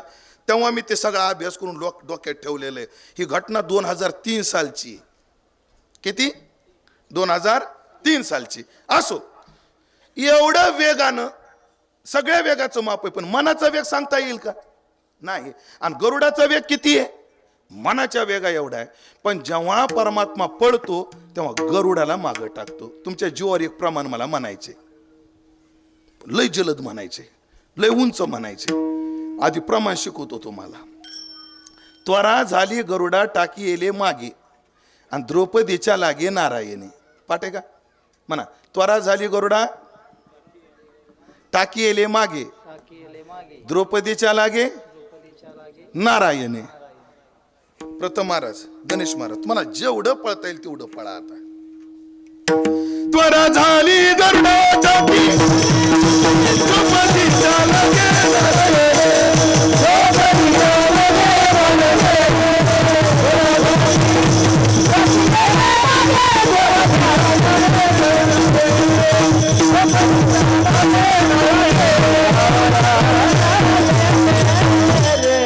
याला अशीच चाल म्हणावं लागती, तवा अर्थ कळवतो. नाही तर ह्याला एकानं चाल लावली, त्वरा झाली गरुड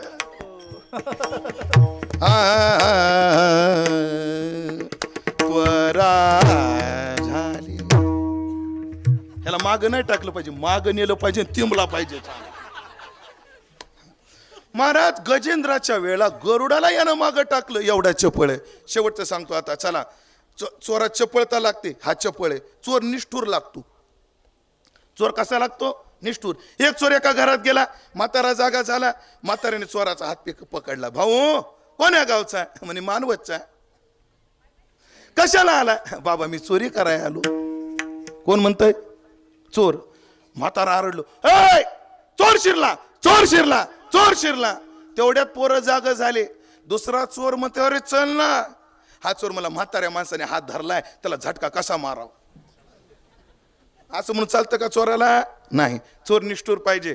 तसा पंढरीचा चोर निष्ठूर आहे, हरी तो निष्ठूर निर्गुण. असा चोर असल्यामुळे असा चोर मी धरला पंढरीचा चोर. कसा धरला? गळा बांधून या दूर. ती दोरी कोणती? तर प्रेम रसडी बांधी गले, खायचे चले तब मोही उदर. ह्याला एकाच दोरीनं बांधता येतं. आणि ती कोणती आहे? प्रेमाची दोरी आहे. भाव बळे आकडे हिरवी ना कळे. म्हणजे परमात्म्याला प्रेमाच्या दोरीनं बांधलं. आता चोर आणला, उघड्यावर ठेवून चालत नाही. मग काय केलं? हृदयबंदे खाना केला. आत विठ्ठल कोंडीला. हृदय बंदीखाना होता नाही, आधी तो केला. कसं आहे, हा कोण्या बंदीखान्यात राहतो? ऐका, भावार्थ रामायण आपलं तुलसी रामायणामध्ये लय गोड विचार आहे. रामप्रभू जेव्हा वनात गेले तेव्हा भरद्वाज मुनीला म्हटले, मला 14 वर्ष वनात राहायचे, मी कुठे राहू? तेव्हा भरद्वाज मुनी म्हटले, पुढं जा रामा, पुढं तुला वाल्मिकजी भेटतील आणि वाल्मिकजी सांगतील तुला कुठं राहायचं. पुढं रामप्रभू गेले आणि वाल्मिकाला विचारलं, मी कुठे राहू? वाल्मिकाने पहिला प्रश्न विचारला, रामा तू कुठं नाही तेवढं सांग, मग मी सांगतो तुला कुठं राहायचं. म्हणे आता तसं स्वरूपाला धरून बोलू नका, माझ्या अवताराला धरून बोला. मग रामाला 14 ठिकाणं सांगितले राहण्याचे. त्याच्यातलं एक प्रसिद्ध ठिकाण तेवढंच सांगतो. कोणतं? कोणत्या हृदयात देव राहतो? काम कोह मद मानन मोहा, लोभन क्षोभन रागन द्रोहा, जिनके कपट दंभ नाही माया, तिनके हियव संवर गुराया. ज्याच्या हृदयात विकार नाहीत त्या हृदयात तू राहा. पण परमात्मा कोण्याही बंदीखान्यात कोणता येत नाही, हृदयातले विकार काढावे लागतात, मन निर्मळ करावं लागतं. तरी तयाचे चोखटे मानसी, मी होऊन यासे क्षेत्र संन्यासी. हृदय बंदीखाना केला, आत विठ्ठल कोंडीला. आणि विठ्ठल हृदयाच्या बंदीखान्यात कोंडला. आता ऐकलं का? कोंडल्यानंतर काय काय चोर एवढी हिकमती असतात, कधी पळून जातील, किती बंदीखाना असू द्या सांगता येत नाही. भारतामध्ये सगळ्यात सुरक्षित जेल रशियाची मानली जाते. जेलच्या बाबतीत तिथं वारा सुद्धा जेलरच्या मनाशिवाय जाऊ शकत नाही, अशी कोणती आहे? रशियाची जेल आहे. पण मी युट्यूबला पाहिलं, अशा जेलमध्ये राहिलेला एक चोर पळून गेला. जगातली 1 नंबर सिक्युरिटीनं संपन्न असणारी जेल. कसा गेला? त्यानं संडासाचं भांड फोडलं आणि संडासाच्या पैरपानं घुसरून बाहेर निघून गेला. म्हणून कोणता चोर कसा पळून जाईल सांगता येत नाही. तसा पंढरीचा चोर कधी कोणाच्या हाताला झटका देईल आणि पळून जाईल सांगता येत नाही. म्हणे काय केलं? शब्दे केली जडाजोडी आणि विठ्ठल पायी घातली बेडी. त्याच्या पायात बेड्या ठोकल्या, पण कोणत्या? नामचिंतनाच्या शब्दाची जडाजोड केली. रकारा पुढे एक मकार मांडी का, है ना? ह्या नामाची जोड. महाराज ही शब्दाची बेडी जोडली पाहिजे, कोण्या का निमित्तानं होईना, पण तोंडाला देवाचं नाव आलं पाहिजे. सांकेत्यम पारिहास्यम वा स्तोभम हेलनमेव वा वैकुंठ नाम ग्रहणम आशिष अगहरम विदो. म्हणून जुने लोक काय करायचे? आपल्या लेकराची नावं काय ठेवायची? देवाची. कशा करता? त्या निमित्तानं तोंडाला काय येतं? देवाचे नाव येतं. आता नवीन नावं तर कसे लॉन्च झाले त्याला मापच नाही. मी त्या मुंबईला गेलो, म्हणजे या पोरीचं नाव काय? त्रिशा. नाव काय? त्रिशा. त्रिशा. मग मी, ही कोण आहे? तिचीच लहानी बहीण. तिचं नाव काय? प्रिशा. मोठी त्रिशा, बारकी प्रिशा. परत त्या नाशिककडे गेलो, नाव काय? किया. पोरीचं नाव काय? पवार महाराज. किया. हे काय नाव आहेत? कठीणच आहे. गणेश महाराज. तोपर्यंत आपण जगत नाही हे निश्चित आहे. पण मला प्रश्न पडलाय, काय? मी जर आता तुम्हाला विचारलं तुमच्या आजीचं नाव काय, तर काय? गजराबाई.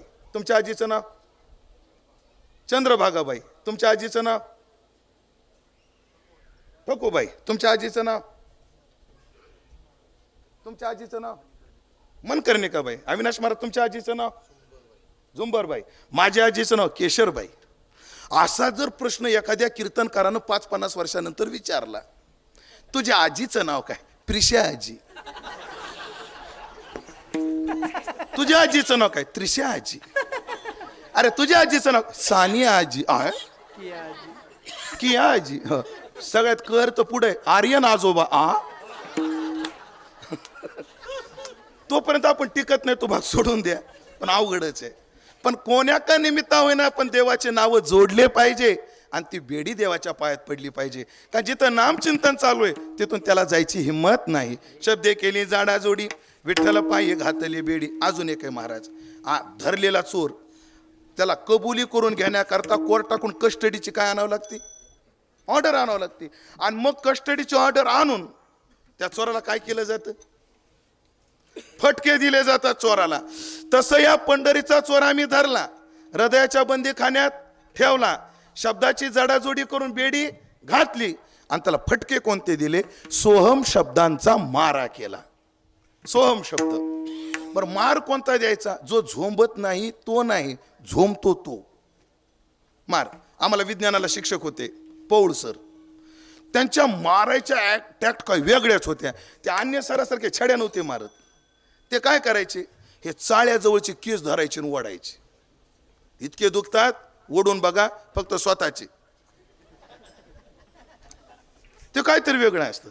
काय काय लोकाला मारच काहीच होत नाही मारानं. घडलेला अनुभव सांगतो, एक वाक्य खोटं नाही. मंदिर काय पांडुरंगाचं मंदिर आहे, पांडुरंगाची शपथ बुवा.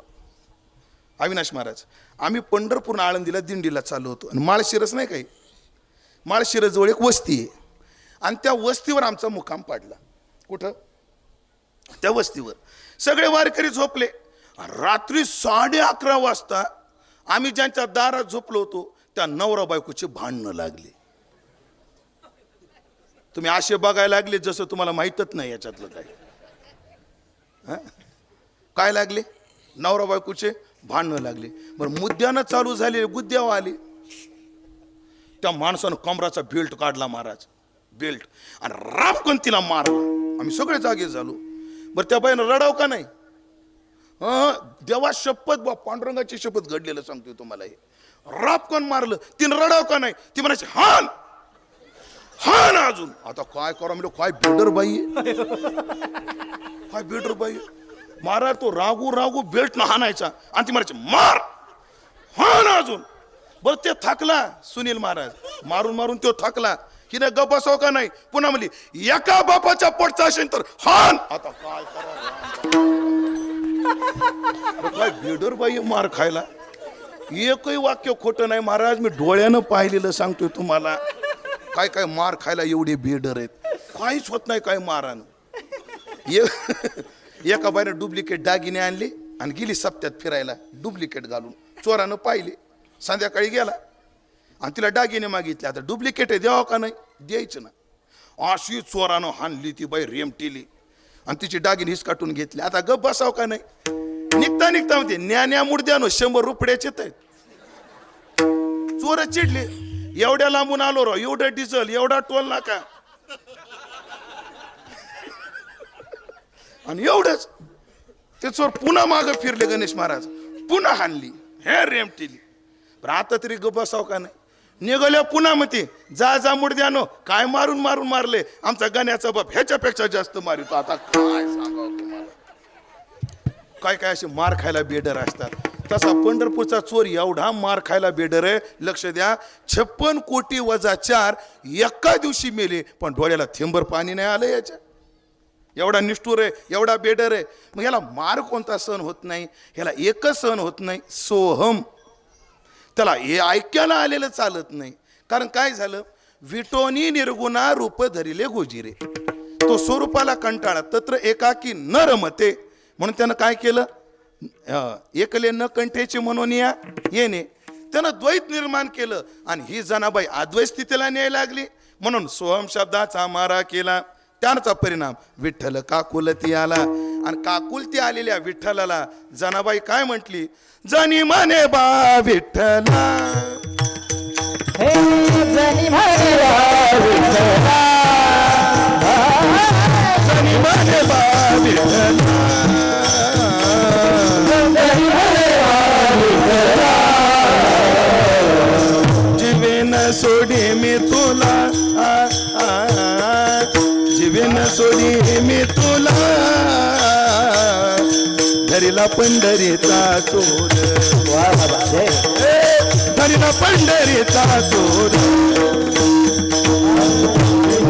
सोडी मी तुला, जीवेन सोडी मी तुला, धरिला पंढरीचा चोर.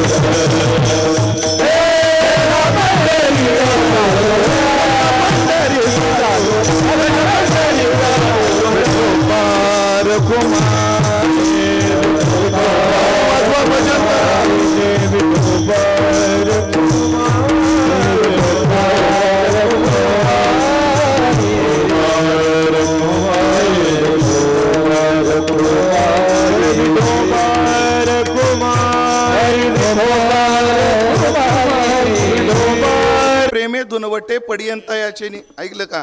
आई जर पोरगा शाळेतून आला आणि 12वीला पहिल्या नंबरनं पास झाला तो तोंडावून हात फिरवते, हे आईचं काय आहे? प्रेम आहे. आणि पोरग कीर्तनाला गेलं कोणाच्या तरी चपला घेऊन आलं, आईनं त्याच्या मुस्काड्यात दिली, हे काय? हे सुद्धा प्रेमच आहे.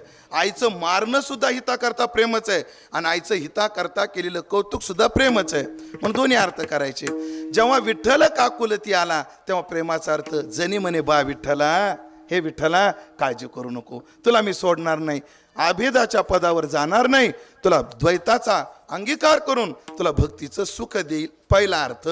आणि जेव्हा विठ्ठल काकुलती आल्या हृदयाच्या बंदीखान्यात कोंडला तेव्हा जनाबाई म्हटले, एक तर हाताला येत नव्हतास, एवढे सायास करून हाताला आलास, आता काय केले सोडणार नाही.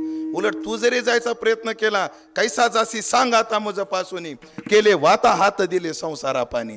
अरे अवघी आवरोनी तुझी लाविली पाठी, आता त्या विसर सोहम कोहमच्या गोष्टी, आता जमणार नाही, तुला मी सोडणार नाही. ज्ञानेश्वर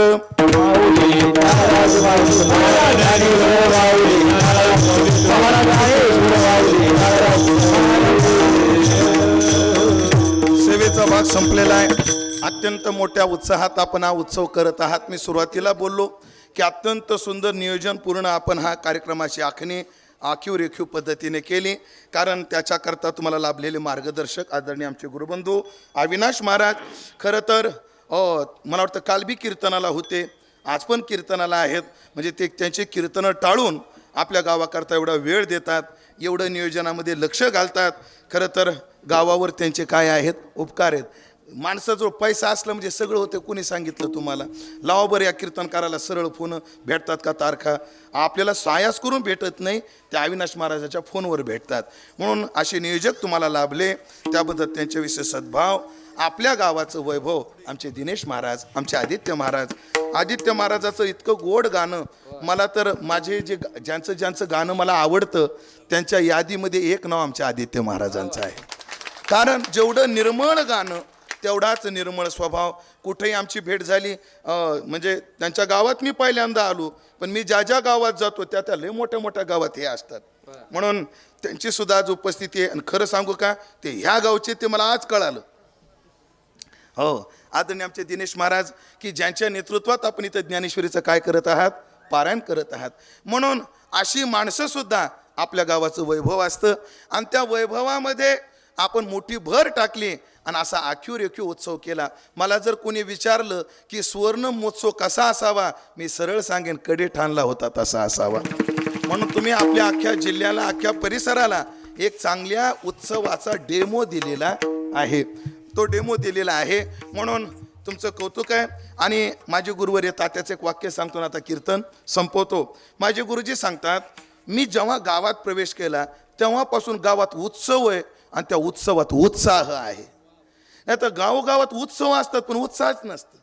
मुले घातले रडाया, पण सगळा उत्साह आहे.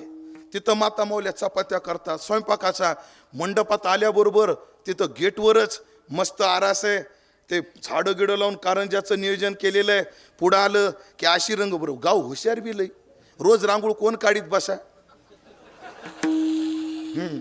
एकदाच अशी पेंटिंग केली जबर सुवर्ण महोत्सवाची, उमे आला तरी तीच, समाधान बो आला तरी तीच रांगोळी.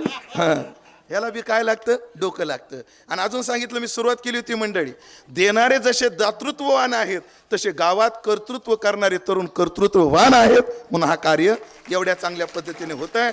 आज दुसराच दिवस आहे. मला नाही वाटत तुम्हाला ही जागा पुरेल म्हणून. आधीच निर्णय घ्यायला पाहिजे, सप्ताह बाहेर न्यायला पाहिजे होतं मोकळ्या मैदानात. घालिंग लोटांगण मोकळं पटांगण पाहिजे होतं. पण चला, आपल्याला अधिष्ठान पाहिजे, अधिष्ठानाजवळ सप्ताह व्हावा. कारण खरं सांगू का तुम्हाला, आता मला जाणे जरी मला दिसत नसले तरी त्या बोळीत माणसं आहेत, ह्या बोळीत माणसं आहेत, ह्या बोळीत माणसं आहेत, त्या बोळीत माणसं आहेत, त्या बोळीत माणसं आहेत, त्या कोपऱ्यात माणसं आहेत. आणि ही सगळी माणसं जर अशी समोर बसली असती तर असं वाटलं असतं हा कडे ठाणलाय का जोग महाराजाच्या शताब्दीतलं कीर्तन. हो, आणि तुम्ही स्टेजचं सुद्धा नियोजन खास केले, त्यातली त्यात लय सुंदर. खरं तर कीर्तनाचं मोकळ्या मैदानात पाहिजे, अवसानात येते माणसं मग. पण नियोजन बरोबर, टाळकरी सगळे दिसतात या दृष्टीने. आणि स्टेजवर कीर्तन असलं की सहसा हाल, कारण अवधान मिळत नाही. पण तुम्ही एवढे तत्पर श्रोते, तुम्ही सुद्धा अवधानाला एवढे तत्पर आहेत. बघा ना, एकही झोपलं नाही, एकाचाही चेहरा पडला नाही, एक सुद्धा अजून कंटाळलेलं नाही. तुम्ही कंटाळले नाही का मी तुम्हाला कंटाळा येऊ दिला नाही? हा, असं म्हणा थोडंसं. हा, तेच म्हणतो मी. असो, पुन्हा एकदा सर्वांविषयी सद्भाव व्यक्त करतो. अभंगात जे काही बोलू शकलो ते माझ्या वारकरी शिक्षण संस्थेतले गुरुवर्य, माझे गुरुवर्य संतवीर बंडातात्या कराडकर, माझ्या गुरुच्या चरणी सेवा समर्पित करून तुम्हाला या सुवर्ण महोत्सवाबरोबरच शताब्दीच्याही शुभेच्छा देऊन टाकतो. आणि या गावाला शताब्दी महोत्सव पाहण्याचं सौभाग्य प्राप्त व्हावं. आणि होणार, ह्या गावातला शताब्दी होणार. का होणार? तात्याचं वाक्य राहिले म्हणून पुन्हा आवृत्ती करतोय. कारण ह्या गावात शताब्दी का होणार? कारण ह्या गावातले म्हातारे कर्मट नाहीत आणि पोरं उर्मट नाहीत म्हणून होणार. वा वा. गावातलं चांगलं काम टिकवण्याकरता म्हातारे कर्मट नसावे आणि पोरं उर्मट नसावे, तेव्हा कार्य घडतं. त्याचा गोड मिलाप म्हणजे आपला कडेठाणचा उत्सव आहे. त्या उत्सवाला पुन्हा एकदा शुभेच्छा देऊन सेवेला पूर्णविराम. सगळ्या श्रोत्यांना विनंती आहे, स्वयंपाक भरपूर आहे. सगळ्यांना पहिल्या पंक्तीला नाही भेटली तर दुसऱ्या पंक्तीला पण खायला पोटभर भेटणार आहे. गडबड करायची नाही. मी कीर्तन लांबवलंय का? बोला ना. हा, तेच म्हणलं. सूचना झाल्याशिवाय कोणीही जागा सोडायची नाही. हे आजच्या पुरतं का काल्यापर्यंत आहे? काल्यापर्यंत. म्हणून एवढ्या कार्यक्रमाची शिस्त दाखवली. प्रत्येकाने रोज संध्याकाळी कीर्तनानंतर 5 मिनिटाची ती शिस्त दाखवावी ही विनंती करतो. आणि सिस्टीमवाले ते सुद्धा फार प्रयत्न करतायत, ते सुद्धा फार तळमळ आहे तुमच्या कार्यक्रमामध्ये ती यशस्वी व्हावे. पण काही तांत्रिक अडचणी असतात. मी कुठलची सिस्टीमवाले अजूनच आहेत का? बरं बरं. काही तांत्रिक अडचणी असल्या जेवढ्या करता येतील त्या सुधारणा करा. उद्या अजून असलं ऐकलं का, शिट्ट्या मारणं चांगलं लक्षण नाही. अजूनच कर. हां हां, तुमच्या गावाची प्रतिष्ठा मला माहिती आहे, तुमच्या गावात येतो मी. शिट्ट्या मारणं चांगलं लक्षण नाही, हे वागणं बरं नवं. उद्या नक्की ते तळमळ वाहतील आणि याच्यात अजून सुधारणा करतील. आणि मला तुम्हाला म्हणायचं आहे, ते आपले, आपण त्यांचे आहोत. तुम्ही फिरता रोज, कसं असतं ऐकलं का, तुम्ही रोज कीर्तनाला वाजवता का नाही आम्हाला माहीत नाही, पण आमच्यासमोर रोज माईक सिस्टीम निश्चित आहे, रोज आहे. म्हणून ह्यांनी काही उपयुक्त सूचना दिल्या, तुमची टेक्नॉलॉजी, ह्यांच्या सूचना, याचा मिलाप करा आणि उद्या ह्याच्यात अजून गोडवा वाढेल याच्याकरता प्रयत्न करा. आणि तुम्हाला विनंती आहे, तुम्ही कीर्तनाच्या आधी 10 मिनटं या उद्या. 10 मिनटं आधी येऊन तुम्ही सगळं सेटअप करून घ्या. तुम्हाला कसा आवाज पाहिजे, काय पाहिजे, इथं काय सुधारणा केली पाहिजे, ते आपलेच आहेत आणि ते आपले आहेत आणि आपण त्यांचे आहोत. एवढ्या सुधारणा करा. ऐकलं का, मयासारखा वजनदार होता म्हणून जमलं नाही तर अवघड आहे. तसं अवघड आहे. आणि अडचण एक आहे महाराज, सवय लय बेकार. रोज ती सवय लागली ना अविनाश महाराज आपल्याला, म्हणून बाकी काही नाही. उद्या ह्याच्यात नक्की बदल होतील अशी अपेक्षा ठेवून सूचना झाल्याशिवाय कुणी उठायचं नाही. तुकाराम तुकाराम तुकाराम तुकाराम.